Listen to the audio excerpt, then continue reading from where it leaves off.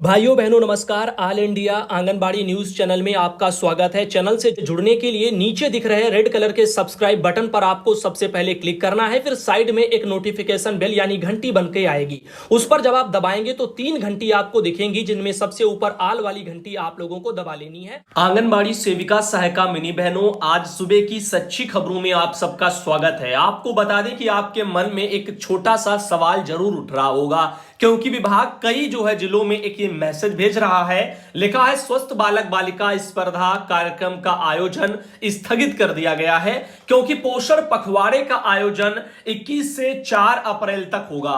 पोषण पखवाड़े के अंतर्गत गोद भराई, अन्नप्राशन, सभी बच्चों का वजन एवं ऊंचाई लेना, जन जागरूकता से संबंधित अन्य गतिविधियां जैसे पिछले वर्ष आयोजित की गई थी, उसी भांति इस बार भी होंगी और फोटोग्राफ्स भी डैशबोर्ड पर अपलोड किए जाएंगे। सबसे महत्वपूर्ण बात यह है कि पोषण पखवाड़े के दौरान 21 से 27 मार्च तक पहले की भांति 0 से 6 वर्ष के बच्चों का वजन और ऊंचाई लेना है। पोषण ट्रैकर ऐप पर इसका अंकन भी करना है। और जिस प्रकार स्वस्थ बालक बालिका स्पर्धा के अंतर्गत किया जाना था, केवल सर्वाधिक स्वस्थ बच्चों को सम्मानित करने की प्रक्रिया नहीं होगी, सभी कार्यकर्ता को इसके लिए निर्देशित करें। आप सबको पता है कि सीडीपीओ मैडम के द्वारा प्रतिदिन इसकी प्रगति की समीक्षा की जाएगी। सरला सिंह बहन हरदोई से उन्होंने अपने वहां से के मैसेज भेजा, जो विभाग ने इनको भेजा। वहीं पर आपको बता दें, एक बहन और है सुनीता बहन, जो अयोध्या से आती हैं, उन्होंने भी इस मैसेज को भेजा है। उनके वहां पर जो अयोध्या जिले के जिला कार्यक्रम अधिकारी महोदय हैं, उन्होंने भी उनको वहां पर ऐसे भेजा। सुपरवाइजर बहनों के थ्रू विभागीय ग्रुपों में मैसेज भेजे जा रहे हैं कि सभी सीडीपीओ प्रभारी, आंगनबाड़ी कार्यकर्ती और मुख्य सेविका, इनको सूचित किया जाता है कि अपरिहार्य कारणों से स्वस्थ बालक बालिका स्पर्धा कार्यक्रम को पोस्टपोन कर दिया गया है। नई तिथि की घोषणा होने पर आपको सूचित किया जाएगा। अतः सभी को निर्देश किया जाता है कि पल्स पोलियो अभियान में अपना निर्धारित दायित्व निभाएं और 21 तारीख से 4 अप्रैल तक चलने वाले पोषण पखवाड़े में दिए गए कैलेंडर के अनुसार प्रतिभाग करें और सारे कार्यक्रमों का आयोजन करें। लेकिन आपको बताना चाहेंगे कि इस संबंध में विभाग के स्तर से कोई भी लेटर स्थगित करने जैसा अभी फिलहाल मेरे पास नहीं आया है, लेकिन हो सकता हो कि स्थगित हो गया हो और हमारे पास ही नहीं आया, लेकिन आएगा तो बताया जाएगा। लेकिन विभाग के द्वारा कई जिलों में इस तरह के मैसेज बहनों को भेजे जा रहे हैं। पल्स पोलियो अभियान भी तो चल रहा है 20 तारीख से, तो कह रहे हैं एक तो वो हो ही गया, दूसरा पोषण पखवाड़ा जरूरी है, वो मनाया जाएगा। तो अगर हम बात करें यहां पर अन्य जानकारियों की, तो बहन ने कहा कि पहले तो स्वस्थ बालक बालिका स्पर्धा कार्यक्रम को लेकर के बहन ने सारी तैयारियां कर ली थी, सब बहनों ने कर ली होंगी। अब उनका कहना है कि सारा ध्यान देखो उसी तरफ था, अब ये पोषण पखवाड़े में क्या करना होगा वो सब बताएं। तो बहनों, आप सबको बताना चाहेंगे कि निदेशक उत्तर प्रदेश से उन्होंने राज्य पोषण मिशन से 16 मार्च को ये वाला लेटर जारी किया है, जिलाधिकारी और समस्त मुख्य विकास अधिकारियों को भेजा है। इस लेटर में आपके पोषण पखवाड़े का ही जिक्र है, और जो पोषण पखवाड़ा विभाग कह रहा है कि मनाओ बजाय स्वस्थ बालक बालिका स्पर्धा कार्यक्रम के। तो यहां पर इस पर थोड़ा ध्यान दीजिए। पोषण अभियान के अंतर्गत 21 से 4 अप्रैल तक आपका पोषण पखवाड़ा चलेगा, ठीक। तो यहां पर आपको इस लेटर को हम दोबारा पढ़ रहे हैं, आप लोग अब इस बार पूरा ध्यानपूर्वक सुनना, और इस बार थोड़ा अच्छे तरीके से आपको बताएंगे भी और पूरा बताएंगे। इसमें लिखा गया है वो आप देखिएगा। तो पोषण पखवाड़ा जो मनाया जाता है वो तो आपको पता है, प्रत्येक बच्चे, किशोरी और महिलाओं में पोषण के स्तर में सुधार के लाने के उद्देश्य से ये मनाया जाता है। तो यहां पर ये कब से होगा? 21 मार्च से लेकर के 4 अप्रैल तक पोषण पखवाड़ा चलेगा। साथ ही साथ देखो इसमें कुछ निर्णय लिए गए हैं। स्वस्थ बच्चों की पहचान और उत्सवों का आयोजन होगा। स्वस्थ मां भारत के लिए आधुनिक और पारस्परिक प्रथाओं के एकीकरण पर केंद्रित गतिविधियां कराई जाएंगी। लेकिन एक बात ध्यान देना, स्वस्थ बालक बालिका स्पर्धा कार्यक्रम में बच्चे को सम्मानित करने के लिए बोला गया था कि अगर बच्चा जिसका ज्यादा स्वस्थ होगा उसको पोषण ट्रैकर के आधार पर एक प्रमाण पत्र टाइप का भी मिलेगा, और उसके आधार पर उनको सम्मानित किया जाएगा। लेकिन अब इस टाइप का कुछ भी नहीं है, लेकिन हाँ करना सब कुछ वैसे ही है, सेम टू सेम। वजन, ऊंचाई, लंबाई अभी भी लेनी है पोषण पखवाड़े में भी, बच्चों का वजन वो सब करना है आपको। तो यहां पर देखिएगा लिखा है कि पोषण अभियान द्वारा समग्र रूप से पोषण संबंधी परिणामों में सुधार के प्रयास के लिए पोषण अभियान के वांछित लक्ष्यों को प्राप्त करने के लिए व्यक्तिगत रूप से और सामुदायिक स्तर पर दोनों व्यवहार परिवर्तन एवं महत्वपूर्ण इसके घटक है। तो बता रहे हैं कि अवगत कराना है कि भारत सरकार के निर्देश के क्रम में 21 से 27 मार्च 2022 के बीच में आयोजित होने वाले स्वस्थ बालक बालिका स्पर्धा कार्यक्रम के संबंध में विस्तृत दिशा निर्देश पहले ही निर्गत किए गए हैं। भारत सरकार के निर्देश के क्रम में 21 से 4 अप्रैल के बीच में आयोजित होने वाले पोषण पखवाड़े के अंतर्गत प्रथम सप्ताह यानी 21 से 27 मार्च के बीच में स्वस्थ बच्चों के पहचान के लिए स्वस्थ बालक बालिका स्पर्धा का आयोजन किया जाना है, जिसमें 0 से 6 आयु वर्ष के जो बच्चे हैं उनकी ऊंचाई, लंबाई, वजन लेते हुए हेल्दी चाइल्ड उत्सव का आयोजन किया जाएगा तथा पोषण पखवाड़े के दूसरे सप्ताह जो कि 28 मार्च से शुरू होगा 4 अप्रैल तक चलेगा, उसके बीच में लैंगिक संवेदनशीलता और जल प्रबंधन, एनीमिया प्रबंधन, रोकथाम तथा विशेष रूप से जनजातीय क्षेत्रों में महिलाओं और बच्चों के लिए पारस्परिक भोजन को बढ़ावा देना के संबंध में जागरूकता संबंधी गतिविधियों का आयोजन और उस पर फोकस किया जाएगा। तो देखो, इस वाले लेटर में ऐसा कुछ नहीं लिखा है कि स्वस्थ बालक बालिका स्पर्धा कार्यक्रम स्थगित हो गया। समझ रहे हैं हमारी बात को मैं क्या कह रहा हूं? इसमें यह कह रहे हैं कि 21 से 4 अप्रैल तक पोषण पखवाड़ा चलेगा, जिसमें प्रथम सप्ताह यानी 21 से 27 अप्रैल जो है 21 से 27 मार्च, ठीक, यानी इसी वाले महीने में जो पोषण पखवाड़े का समय है 21 से 27 मार्च, ठीक, तो उसमें क्या होगा? उसमें वही सब होगा, बच्चों का वही वजन, ऊंचाई, लंबाई, ये सब किया जाएगा और स्पर्धा कार्यक्रम ये चलेगा। तो ये स्थगित करने जैसा मुझे नहीं लगता है, विभाग शायद समझ नहीं पाया है। ऐसा भी हो सकता हो कि इस लेटर में इन चीजों को पढ़ करके वो जान ना पाए हो, या हो सकता है कि अलग से भाई लेटर स्थगन का निकला भी हो और स्थगित कर दिया गया हो, लेकिन वो एक अलग बात है। लेकिन यहां पर इस लेटर के मुताबिक अगर आप देखें तो 21 से 27 मार्च तक आपका स्वस्थ बालक बालिका स्पर्धा का आयोजन होगा। वो आपका पोषण पखवाड़ा जो 21 से लेकर के 4 अप्रैल तक चलेगा, उसी के अंतर्गत प्रथम सप्ताह में स्वस्थ बालक बालिका स्पर्धा कार्यक्रम आ जाता है। यानी पोषण पखवाड़ा एक बड़ा जो है कार्यक्रम समझ लीजिए 21 से 4 अप्रैल के बीच, जिसके प्रथम सप्ताह में पोषण जो है पखवाड़े के अंतर्गत ही आपका स्वस्थ बालक बालिका स्पर्धा कार्यक्रम भी करवा लिया जाएगा। तो इस तरह से चीजें निकल के आ रही हैं। और बहनों, अगर आगे देखें तो लिखा है भारत सरकार द्वारा पोषण पखवाड़े का आयोजन हेतु निर्गत दिशा निर्देश व तिथिवार गतिविधियां आयोजन संबंधी कैलेंडर संलग्न करके प्रेषित हैं। पोषण पखवाड़े में कुपोषण के स्तर में कमी लाने के लिए जनपद में पोषण संबंधी आयोजित विभिन्न गतिविधियों को भारत सरकार के द्वारा विकसित पोर्टल जो पोषण अभियान .gov.in, जो इसके बारे में कई बार बताया है, इस पर दैनिक आधार पर फोटो अपलोड की जाएंगी। जनपदों परियोजनाओं को पोर्टल के यूजर आईडी और पासवर्ड दे दिए जाएंगे। जिला कार्यक्रम अधिकारी पोषण पखवाड़े के आयोजन के लिए नोडल अधिकारी बनाए जाएंगे। बच्चे और महिलाओं के पोषण स्तर में सुधार के लिए जिला अधिकारी की अध्यक्षता में जिला पोषण समिति का गठन होगा। कन्वर्जेंस स्थापित करते हुए पोषण के क्षेत्र में समेकित प्रयास किए जाएंगे और 21 से 4 अप्रैल के बीच में पोषण पखवाड़े का आयोजन होगा। भारत सरकार से प्राप्त दिशा निर्देश के जो है संलग्न करते हुए अनुरोध है कि यहां पर कुशल नेतृत्व में पोषण पखवाड़े का आयोजन करें कपिल सिंह जी, निदेशक। तो ऐसा नहीं है कि पोषण पखवाड़ा हो रहा है तो आपका स्वस्थ बालक बालिका स्पर्धा कार्यक्रम स्थगित है। खास तौर पर इस वाले लेटर में तो ऐसा कुछ भी नहीं नजर आता है 16 मार्च वाले। अब इसके अलावा कोई लेटर निकले हो तो वो हम तक अभी नहीं आए हैं, आएंगे तो दिखाए जाएंगे। इसलिए मैं अभी पोषण पखवाड़े के स्थगन की पुष्टि नहीं करता फिलहाल, भले ही आपके विभागीय ग्रुपों में ये मैसेज डाले जा रहे हो, लेकिन क्योंकि इस वाले लेटर में तो लिखा है 21 से 27 जो है मार्च के बीच में जो प्रथम सप्ताह है पोषण पखवाड़े का, उसके अंतर्गत आपके यहां पर स्वस्थ बालक बालिका स्पर्धा कार्यक्रम का आयोजन होगा। आप चाहें तो इस जो लेटर को मैंने अभी पढ़ के सुना, इसको दोबारा भी आप देख सकती हो, चेक कर सकती है। खैर, बहुत सारी जानकारी और भी देनी है। कंचन लता बहन आती है रायबरेली से और यहां पर जो जिला कार्यक्रम अधिकारी है उनका एक लेटर जारी है, ये 20 मार्च को निकला है। पोषण अभियान के अंतर्गत 21 से यहां पर 4 अप्रैल के बीच में पोषण पखवाड़े से जुड़ा हुआ ही है। अब अगर आप इसमें भी बहनों देखें तो यहां पर भी जो बातें निकल के आ रहे हैं, अगर इसको भी आप पढ़ेंगे तो आपको कुछ ना कुछ कंफर्म हो जाएगा। तो एक बार जिले वाले लेटर पर भी फोकस डालो जो बहनों 20 मार्च को निकला है और आज तो 21 मार्च है, यानी कल ही अभी नया नया लेटर आया है।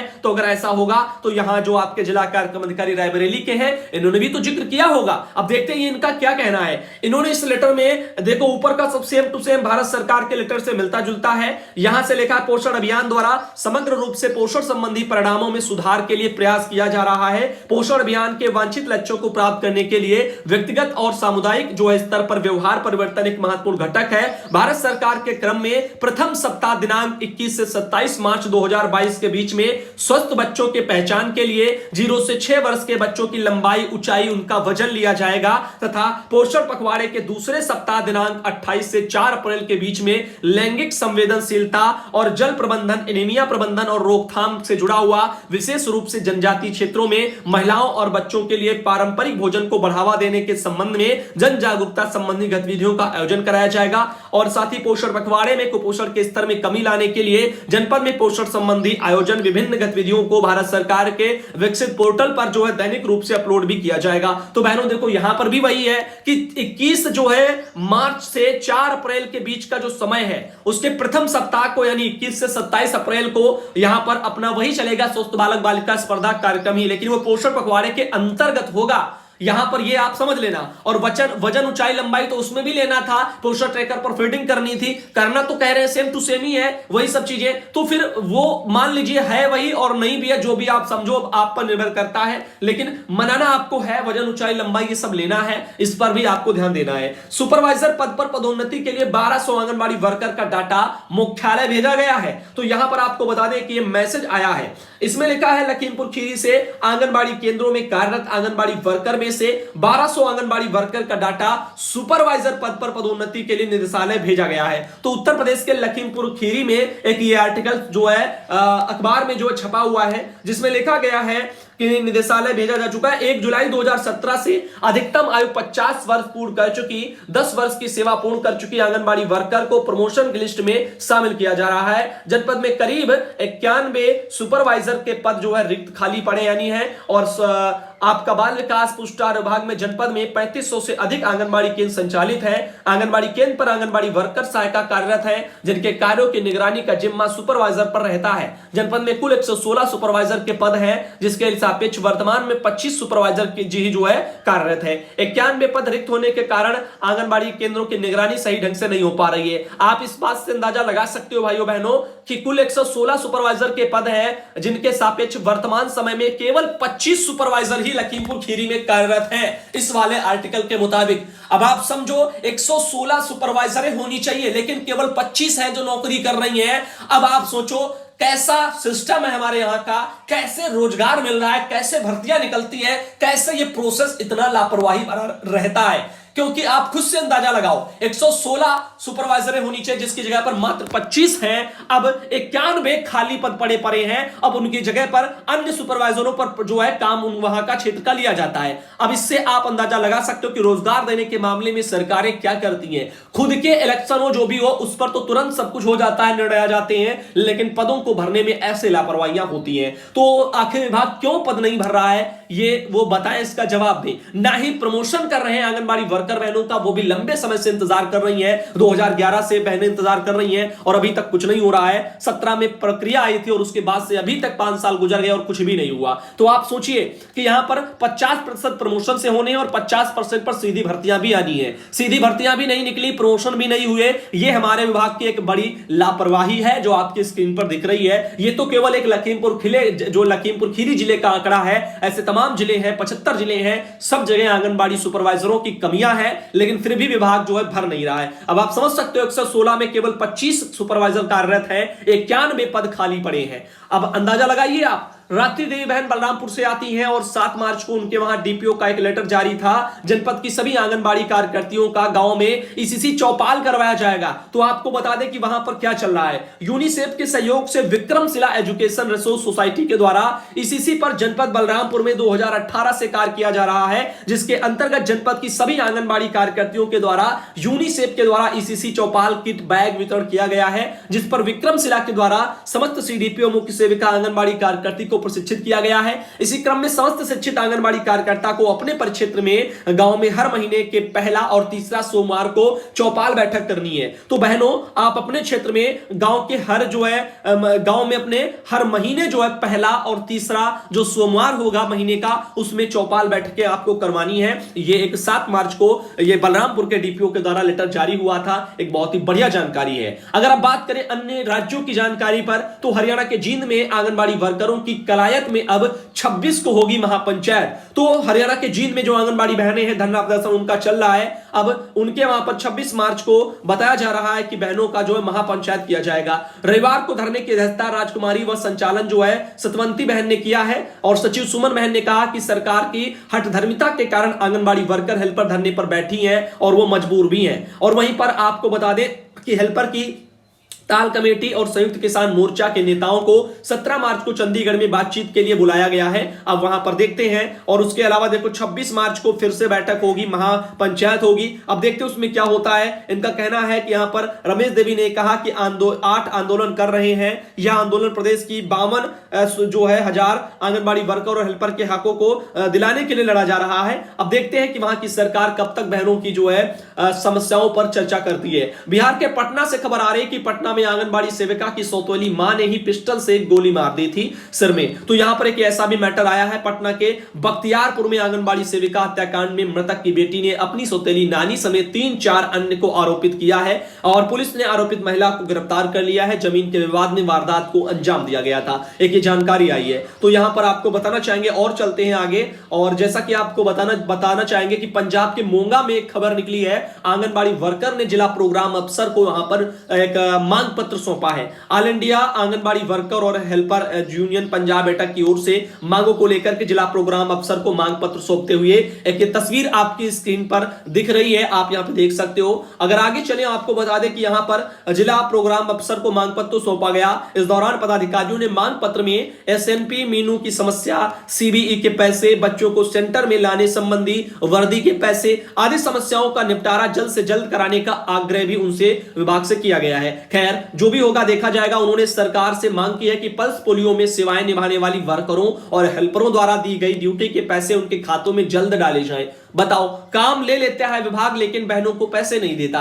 स्वास्थ्य विभाग का काम है पल्स पोलियो अभियान, बहनों को जुटा रखते हैं और उसके बावजूद भी जहां पैसे नहीं देते तो ये बड़े शर्म की बात है। हरियाणा के महेंद्रगढ़ में एक खबर आ रही है। हरियाणा के महेंद्रगढ़ में जिले की 29 आंगनबाड़ी वर्कर और 15 हेल्पर अब तक वहां पर बर्खास्त की जा चुकी हैं। तो हरियाणा में लंबे समय से बहनें प्रदर्शन कर रही हैं। 98 से ज्यादा दिन हो गए, अब तो 104 दिन हो गए होंगे आंगनबाड़ी बहनों को। ये 15 मार्च को एक खबर निकली थी। और उत्तर प्रदेश के मुरादाबाद में अगर हम बात करें तो मुरादाबाद में फर्जी प्रमाण पत्रों से नौकरी कर रही आंगनबाड़ी कार्यकर्ता जांच में राज खुला है। तो आपको हम बताना चाहेंगे कमालपुरी खालसा गांव की हैं पुष्पा देवी, जो फर्जी प्रमाण पत्र के आधार पर आंगनबाड़ी कार्यकर्ता की नौकरी कर रही थी। जिला पंचायत राज अधिकारी ने जांच के बाद कार्रवाई के लिए जिला कार्यक्रम अधिकारी को पत्र लिख दिया है। यह 15 मार्च को जागरण में एक खबर प्रकाशित की गई है। वहीं बिहार के भागलपुर में खबर आ रही है कि खगड़िया समाचार है, आंगनबाड़ी सहायिका के चयन पर वहां पर सवाल उठाए जा रहे हैं। टीएचआर वितरण में अनियमितता का आरोप भी लग रहा है। तो खगड़िया के बेलदौर प्रखंड में आंगनबाड़ी सहायिका के चयन पर विवाद चल रहा है। सीडीपीओ ने मामले पर कार्रवाई की बात भी कही है। दूसरी तरफ परबत्ता में आंगनबाड़ी केंद्र पर टीएचआर वितरण में अनियमितता का आरोप लगाया जा रहा है। एक ये भी जानकारी बिहार से भाइयों बहनों निकल के आ रही है। साथ ही साथ आपको बताना चाहेंगे, बताया जा रहा है कि इतमादी पंचायत अंतर्गत बारूड गांव में संचालित आंगनबाड़ी केंद्र संख्या 211 पर चयनित सहायिका झुनझुनिया कुमारी हैं। उनके योग्यता प्रमाण पत्र पर ग्रामीण सवाल उठा रहे हैं। अब देखते हैं उनका आगे क्या होता है। खैर, जम्मू कश्मीर से खबर निकल के आ रही है। जम्मू में स्थायी रोजगार की मांग को लेकर के फिर से सड़कों पर उतरे हैं आंगनबाड़ी वर्कर बहनें। हड़ताल पर जाने की उन्होंने चेतावनी दी है। तो यूनियन के अध्यक्ष हैं सुमन सूरी बहन, उन्हीं की अगुवाई में एकत्रित हुई हैं वहां पर आंगनबाड़ी वर्कर और हेल्पर बहनें। कहा है कि सरकार उनसे विभिन्न सेवाएं ले रही है और उनकी जायज मांगों को पूरा करने की बात पर टाल मटोल कर रही है। तो यहां पर आप देख सकते हो, यह भी एक खबर जागरण में प्रकाशित की गई है और ये बहनें जम्मू कश्मीर में भी अपनी मांगों को लेकर के लड़ रही हैं। स्थायी रोजगार देने और मासिक मेहनताना बढ़ाने समेत कई अन्य मांगे हैं जिनको लेकर आईसीडीएस प्रोजेक्ट के तहत कार्यरत आंगनबाड़ी वर्कर बहनें ने वीरवार को एक बार फिर प्रदर्शन किया है। और यहां पर आपको बता दें कि प्रदर्शन जो है वहां पर बहनें एकत्र हुई, अपनी मांगों को लेकर के नारेबाजी भी की है। वहीं पर आप देख सकते हो कि यहां पर जो है फिलहाल के लिए जो है उनकी जायज मांगों को पूरी करने की बात आती है तो जो विभाग उनकी बातों को हमेशा टाल देता है। ये बहनों हर राज्य में ऐसा ही होता है कि विभाग बहनों की सुनने की बजाय उनको बस एक लॉलीपॉप दे देता है और समय पर समय बीत जाता है, बहनों की समस्या का हल विभाग द्वारा नहीं हो पाता। इधर बात करें कि यहां पर आप देख सकते हो सेवानिवृत्ति होने पर वर्कर को 5 लाख रुपया और हेल्पर को 3 लाख रुपया दिया जाए। सुपरवाइजर के पद पर आंगनबाड़ी वर्कर को पदोन्नत किया जाए। इस तरह से बहनों ने जम्मू कश्मीर में अपनी मांगों को उठाया है। आंगनबाड़ी वर्कर का मासिक मेहनताना 20,000 रुपए किया जाए, हेल्पर का मेहनताना 10,000 रुपए किया जाए। ऐसा भी जो है वहां पर जम्मू कश्मीर में बहनें मांग उठा रही हैं। 2018 से जुलाई 2018 का जो बकाया मानदेय है उसको भी जो है दिया जाए। फरवरी 2018 से बहनों का पैसा बकाया है जो मोदी सरकार ने बढ़ाया था। कल्पना बहन आजमगढ़ से आती हैं। आधार संख्या देखो एक ये स्वस्थ आईडी लिखा हुआ जो एनडीएचएम होती है, तो उसके बारे में कह रही भाई ये एनडीएचएम आईडी क्या है। तो देखो ये स्वास्थ्य विभाग से इस तरह से जारी होती है, एएनएम बहनों के द्वारा जारी की जाती है। तो ये स्वास्थ्य आईडी होती है बच्चे की, तो वो यहां पर भरी जाती है। अब अगर जारी है आपके वहां तो आप भरिए, नहीं तो इसको खाली भी छोड़ सकती हैं, कोई दिक्कत नहीं है। इसके अलावा यहां पर एक ये बलेश गौतम बहन सहारनपुर से आती है, उन्होंने एक फोटो भेजी थी। कुछ और भी बहनें हैं जैसे कि ये हेमलता इटावा से आती हैं, और ये है माधुरी देवी बलरामपुर से, ये है अनीता अगर मुजफ्फरनगर से, साथ ही ये है बेबी हरदोई से, और इनके अलावा ये है लीला जो बांदा से आती हैं, और ये है संगीता देवरिया से आती हैं, और ये है वंदना सिंह बहन जो गाजीपुर से आती हैं, और इनके अलावा निर्जा पटेल बहन इटावा से आती हैं, और इनके अलावा ये एक बहन है सरिता मिश्रा जो कि हरदोई से आती हैं, और इनके अलावा ये बहन है सावित्री